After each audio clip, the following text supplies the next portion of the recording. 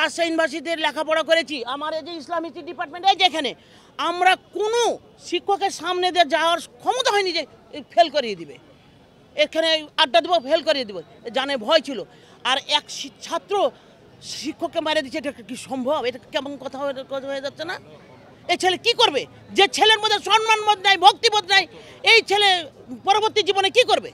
আর কি হওয়া দরকার? এর এক শাস্তি হওয়া দরকার, একে ইউনিভার্সিটিকে বহিষ্কার করা দরকার। একটা বহিষ্কার হলে অন্যগুলা হবে যে না এগুলো অন্যায়, এগুলো অপরাধ, এগুলো করা যাবে না। কোনটা ন্যায় কোনটা আমার ছাত্রদের মধ্যে যদি ন্যায় আর নয় বোধ না থাকে, তার তো ছাত্রদের থাকার দরকার নাই। তার কি দরকার আছে ছাত্রদের থাকার?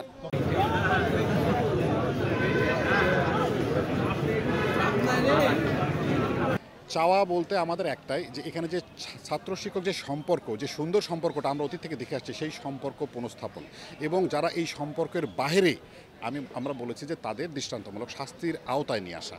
বিশেষ করে গতকালকে আমরা ভিডিও ফুটেজে দেখি যেসব ছাত্ররা আপনার এই শিক্ষকদের লাঞ্ছনার সাথে সরাসরি সম্পৃক্ত, আমরা সেই সমস্ত ছাত্রদের দৃষ্টান্তমূলক শাস্তি দাবি করেছি ভাইস চ্যান্সেলর মহোদয়ের কাছে, এবং সেই দাবি না মানা পর্যন্ত আমরা আমাদের যে কর্মবিরতি এটা আমরা অব্যাহত রাখব।